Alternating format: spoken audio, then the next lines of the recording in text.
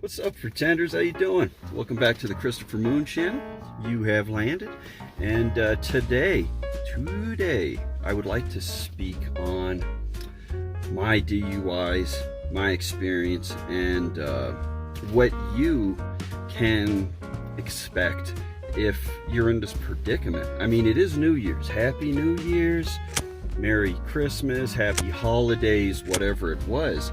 This is the biggest time of year that the police in every state set up their checkpoints. That's once they get their money.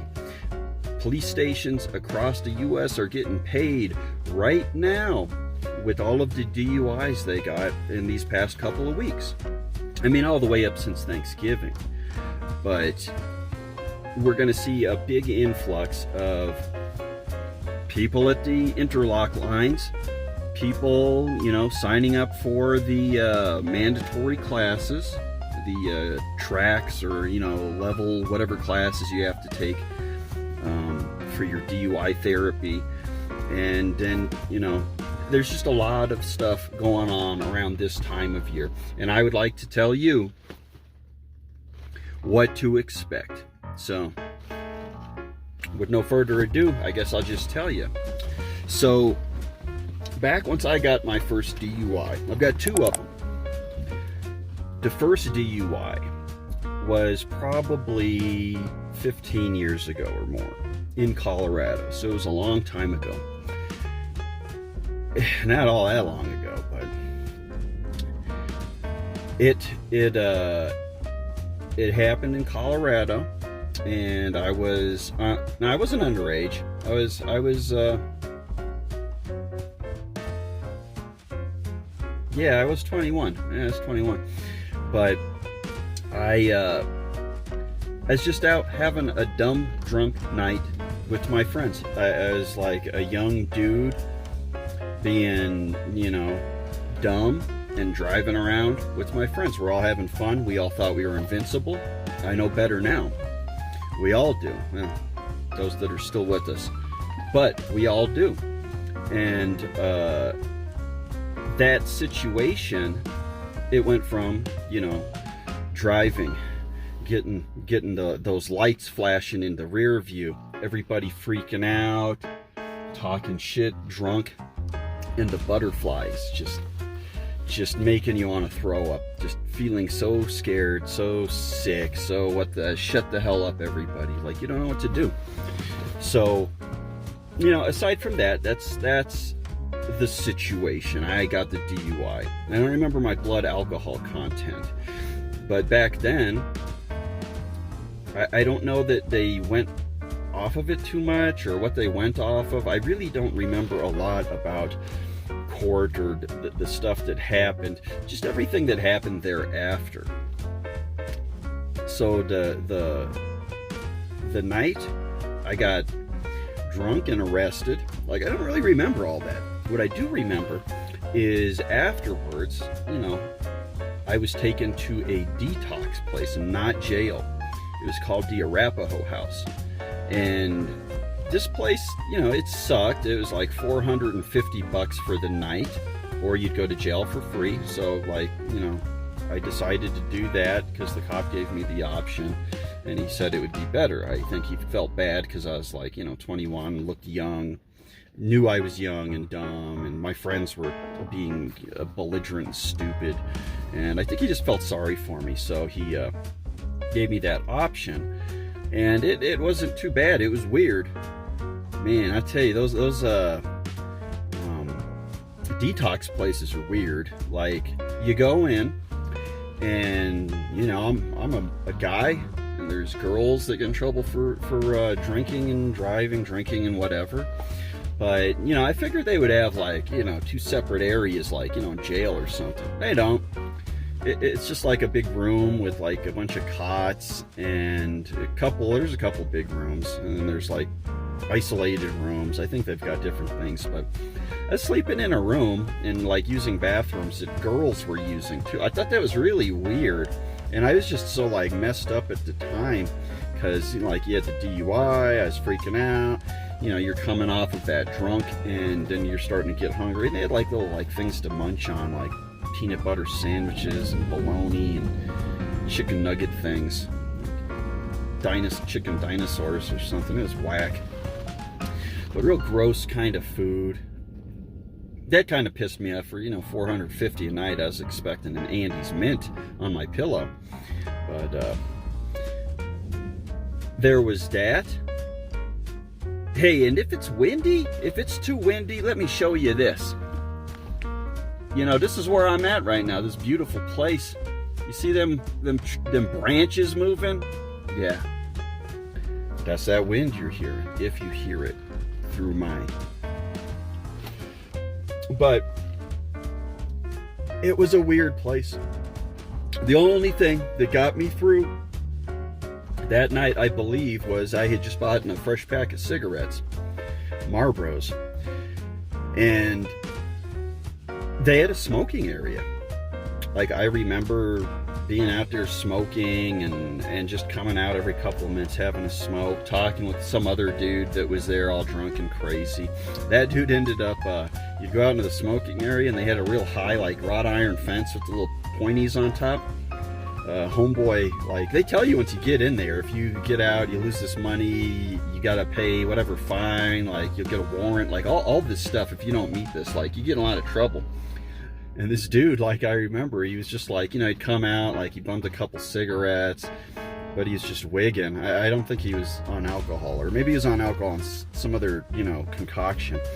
But dude ended up hopping over the wrought iron fence with the little pokies in his little, like, flip-flops, or, the little kind of fake prison shoes they give you once you're in there. And they take your shoes and your shoelaces and anything in your pockets and, like, your belts and shit. But I still had, like, my pants and my shirt and socks and little rubber shoes. Same with this dude, but he was just gone. Bam. He didn't want to wait any longer. But regardless, that was my night. That was the DUI. I went to court. I got a DWAI, pleaded down, and also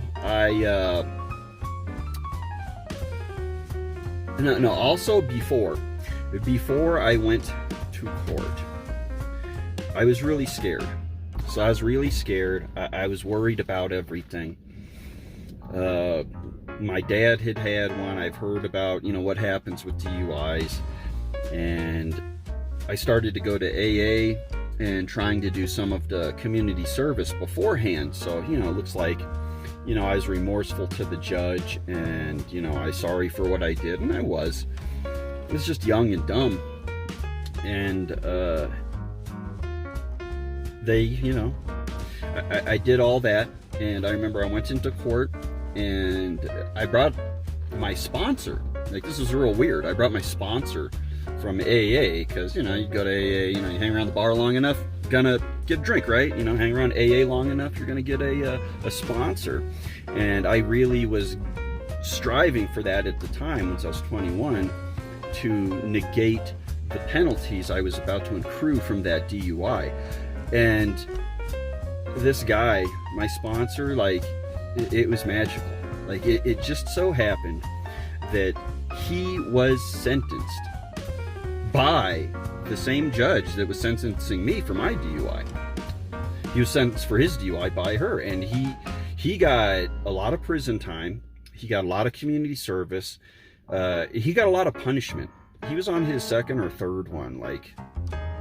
But it was really cool because he came up and he said, "Oh my God.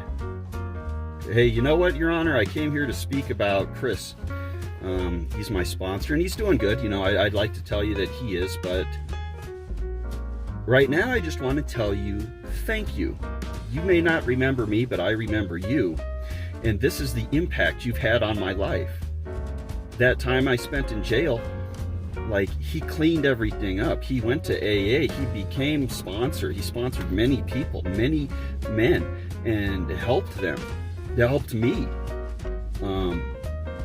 And that story was, like, so warming. It warmed that woman's heart, that judge, and she was so happy. And you know, I got the bare minimum of everything, and it worked out great. It didn't work out that great because I didn't really learn my lesson. Like you heard at the beginning of the video, I have 2 DUIs, and I'll tell you about the circumstances of the second one and why this one really wasn't the end all for my drinking career in the next video. But for this video, I just wanted to say that's something that happened and had a profoundly good effect on mine. Now, I didn't get a lawyer. I would recommend that if you can afford one and you can get it. It's very good. Like, they know things, they know stuff. You have that extra support up there with you if you're nervous and scared. You have somebody that can explain things. It's very good. Now, on that note, I'm going to contradict myself a little bit and say that if you can't get a lawyer and you can't afford it, you just don't get a lawyer, it's not going to be all that different. Just like this truck driver in Colorado that got X amount of life sentences for the accident. There's a bare minimum that is set on all laws, and the judges have a little bit of discretion, and it goes off of four main things: your DUI and your penalties. 4 main things: your BAC, blood alcohol content, your, like, how aggravated your charges were from once you got pulled over. So, like, anytime you see DUI penalties and charges, the law states every single one of them: DWAI, driving while ability impaired, or driving while under the influence. Under the influence is 0.08, which is 1 glass, 2 glasses of beer, and DWAI is 0.05%, which is like half a beer or like a Listerine strip. So be careful. Rules, the way they're written, it says you have a minimum of X. So no matter what situation, you're guaranteed that minimum. 2 days, 1 year in prison, up to 500 to 1,000, up to 2,500. Like those are all just the bare minimums, and that's where the judge can really use his discretion on if you're getting this end of it or this end of it, and you want this end of it. But whatever the circumstances were that you got pulled over, if you destroyed property, if you hurt somebody, hope to God you didn't, anything, like you ran a red light, you didn't turn on a turn signal, like all these little things add up, and they turn that DWAI misdemeanor into a higher misdemeanor that can, like, almost have the effect of a felony, and it can even go into felony. So it's the judge, the bare minimums, your BAC, and the events, and those 4 things are going to equal your punishment. And that's where a lawyer comes in pretty good. That's where, you know, you can figure this stuff out. But if you can't, I mean, they all kind of go off of that same stuff. And if you do things like you don't have a lawyer, like I didn't, but you negate and say, hey, I'm going to bring in my family to support me. They like to see people who support. Nobody supports somebody in a DUI. It's only the guy by himself, the girl by himself. They just want to get it over. It's shameful. But once they bring that shame into their family group, and family and friends are filling up the aisle, and they see that they have a support system behind them, they're going to be less likely to throw the book at you, in my opinion. Also, like I did with that AA, that did so well for me, and I think that could do well for you. I also went to my MAD meeting before the sentencing, so I had a coupon and said, hey, I went to MAD already. I did some community service already at the GW, the Goodwill. I went down and signed up at my local AA meetings, and I got a sponsor. And those were the things I did, and it negated it down a lot. Okay, now with all that, I'd like to wrap up and just say that with the DUIs, it's not the end of the world. It's not the end of your life. Sometimes it might be the end of a job. I was lucky and got to keep the job I was at. But even with loss of a job, loss of your mobility, your car, loss of the normal way that you do life every day, it's not the end of the world. It is not. Like, I think a lot of the reason I didn't do so well with the first DUI was because it was such an easy process for me. And I'm a talker, so I enjoyed going to the therapy. I learned a lot. I enjoyed going to the AA. Those guys got the craziest stories you've ever heard. It's fun, and there's free coffee. Like, I learned so much from the DUI and grew so much. At the time, I wanted to like end it. Like, I was just so worried, so ashamed, so broken. I didn't know what to do. But shortly thereafter, that shame, all that washes away, all that fear, and it becomes just part of your new routine. And that's what everything is. Everything is just a new routine. We want to stay and do the same stuff. We don't want to have any hindrances. But a new routine is not necessarily a bad routine. It's just something different. And if you take it with something that you're going to learn from, and the people you're going to meet, the things you're going to hear, it's not going to be that bad of an experience. And if you can keep from doing it again, that would be perfect. But if you can't, I'm going to tell you all about what happens the second time you get a DUI, and how to pretend your way through that not sucking. But anyway, I'm going to keep pretending. I hope you guys too. I love you.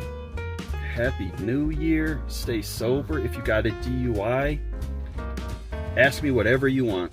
I'll look at this video, I promise. I'll look at it.